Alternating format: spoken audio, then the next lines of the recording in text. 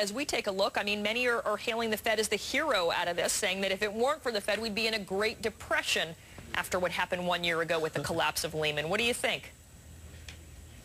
Well, I think the Fed has done a wonderful job for Wall Street, but, you know, the people, the average guy lost a lot of money.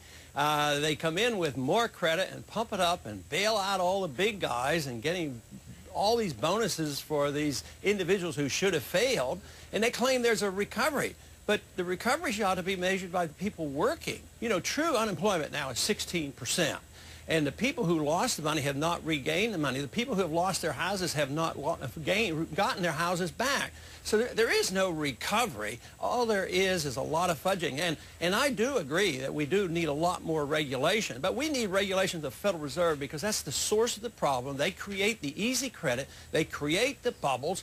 And we need enforcement of contract law. We need enforcement that when you do something dumb, you ought to go bankrupt. Well, and we ought to have anti-fraud laws. We shouldn't protect these people. Right, well, we protected them all the time. Well, let me ask you about this because this is interesting. We've been doing a series all week, Banks Gone Bust, just about how we got here and what the answers are. And we just heard from our Alan Chernoff in the proposals that were given from Treasury to Congress, apparently 2 months ago, for you guys to look over. It calls for, in this regulatory overhaul, to give the Federal Reserve more power over big financial firms. This is unbelievable, but it's typical Washington politics. You know, somebody messes the system up. You know, the Fed is supposed to have high, full employment, at the same time stable prices and a good dollar. They've destroyed 97% of the dollar. We have 16% unemployment rate. They bring on this financial crisis. They bail out all their buddies, and the little people keep suffering. So what do? We want to give more power to the Federal Reserve? It makes no sense whatsoever. Okay, so but then I don't see how we're going to solve this problem. Playing devil's advocate, then, who can be trusted less, going from your point of view? They're talking about the Fed having power to regulate some of these financial institutions that most economists we talk to say are still doing the exact same thing. They're just finding another way to do it. That all of the moves and the risky moves that ended up bringing us down or bringing down some of these big firms a year ago, it's still happening. Nothing's changed. So what's the answer?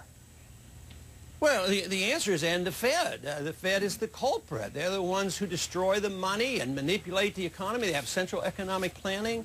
The people who love war love the Fed because you finance the war. The people who love welfare love the Fed because they monetize that debt. So if you want to stop this, you have to look at the Fed and find out what they're doing. They will not tell us who they bail out, who their friends are, and the trillions of dollars that they're involved in. They're bigger than the Congress. They have more power than the Congress. The Fed chairman probably is more powerful than our president, and yet we refuse to look at it. Fortunately, though, our Congress is getting more in the mood to look at the Federal Reserve. We do need to find out what they do and where these benefits go, and they've been doing it for years, but the time has come for us to look at the Fed and find out that the market can work. Sound money is mandated in the Constitution, not the central bank. Regulations by bureaucrats cannot compensate for all the harm and evil that the Federal Reserve does. And that's what they're trying to do. They're trying to regulate something that is something that shouldn't even exist. All right, one of the other things that you mentioned twice, and people are probably going to be wondering why you said unemployment is actually at 16%, because when we get the labor statistics, it's hovering around 9.7%, but you're also counting, and many others do, as they take a look at this, people who have simply given up. They've decided to either take early retirement, right, or they're no longer actively pursuing a job because they feel that they can't. As we look at that situation, retail sales also a big indicator of whether or not things are turning around. We see, you know, the uptick in the stock market, and we see that things have been going really well on Wall Street. We haven't seen some of those other indicators changing. And people talk about perhaps the problem with getting into a double-dip recession, meaning we seem to recover and then we drop back down again. What are some of the solutions to that? Well, I don't think we seem to be recovering. I mean, there are more people unemployed all the time. So the solution is that we have to liquidate debt, and we don't permit it. All the bad debt and bad investment were bought out by the taxpayer and transferred to the Treasury and the Federal Reserve. What you want to do is get rid of the debt. You either have to pay it off or liquidate it, and we're doing everything wrong. We're doing exactly what we did in the Depression. We're doing exactly what the Japanese did in the 1990s, and they prop up the bad investments. So you want to liquidate the debt. You don't want the consumer to spend more money. The consumer should spend less and save money, go back to work and pay down the debt and go back to work.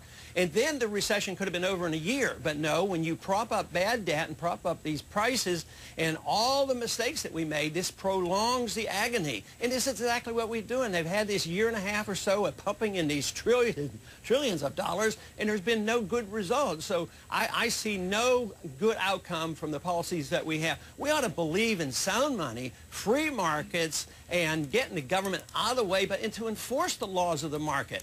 If you're doing a bad job, you should go bankrupt. It should be liquidated instead of propping up all the bad companies. We shouldn't permit somebody like Goldman Sachs to come out here. Goldman, they're the ones who came out, and believe it or not, they have a lot of influence in our Treasury and a lot of influence in our Federal Reserve.